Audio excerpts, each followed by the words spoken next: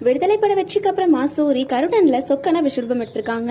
வெற்றிமாறன் தயாரிப்புல உருவாகி வெற்றி நடை போட்டுக் கொண்டிருக்கும் கருடன் வசூல் ரீதியா வேற லெவல்ல இருக்குன்னே சொல்லலாம். துரை செந்தில்குமார் இயக்கத்துல உன்னிமுகுந்தன், சசிகுமாருக்கு விசுவாசியா சூரி நடிப்புல மிரட்டிட்டு வராங்க. சொக்கன் கதாபாத்திரம் மக்கள் மனசுல பெரிய இடம் பிடிச்சிருச்சு. வெற்றிமாறன் இயக்கத்துல சூரி, பவானி, விஜய் சேதுபதி சேர்ந்து நடிச்ச விடுதலை படத்தோட முதல் பாக்கத்துக்கு அப்புறமா ஆடியன்ஸ்லாம் செகண்ட் பார்ட்டுக்கு வெயிட் பண்ணிட்டு இருக்காங்க. இதுக்கு இடையில வெற்றிமாறன் இந்த படத்தை ரிலீஸ் பண்ணி வேற லெவல் சம்பவம் பண்ணிருக்காங்க.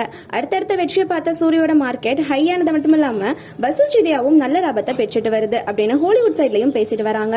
உலகம் முழுவதும் வசூல் ரீதியா 35 கோடியை தாண்டி இருக்க கருடன் இப்ப வர தமிழ்நாட்டுல மட்டும் 2.75 கோடி வசூல் செஞ்சிருக்கு. இதனால சூரியோட சம்பளம் 2 மடங்கா உயர்ந்திருக்குன்னே சொல்லலாம். இந்த படம் வசூல் ரீதியா 50 கோடி கிளப்ல சேர்ந்துரும் அப்படின்னு எதிர்பார்க்கப்பட்டு வருது.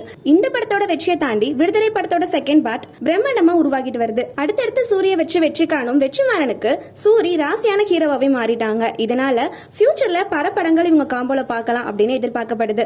கிட்டத்தட்ட 20 கோடி பட்ஜெட்ல எடுக்கப்பட்டு 2 மடங்கு வசூல் எட்டினதால வெற்றிமாறன் ரொம்பவே சந்தோஷமா இருக்காங்க. இதுக்கு முக்கியமான ரீசன் ரிலீஸ் ஆன 4 நாள்லயே கிட்டத்தட்ட 15 கோடிக்கு மேல வசூல தொற்றுச்சு. இதுக்கப்புறம் நம்ம சூரி காமெடி ஆக்டரா நடிக்க வாய்ப்பே இல்ல. ஏன்னா இந்த படத்தோட ஸ்டோரியும் கேரக்டரும் அந்த அளவுக்கு மக்கள்கிட்ட ரீச் ஆயிருக்கு. தமிழ்நாட்டுல சொல்ற அளவுக்கு காமெடி ஆக்டர் இல்லாம இருக்கிறது வருத்தமா இருந்தாலும் சூரியோட இந்த வளர்ச்சி தமிழ் சினிமாவுக்கு ஒரு வகையில நல்லதா இருக்குன்னு அவங்களோட ரசிகர்லாம் கொண்டாடிட்டு வராங்க.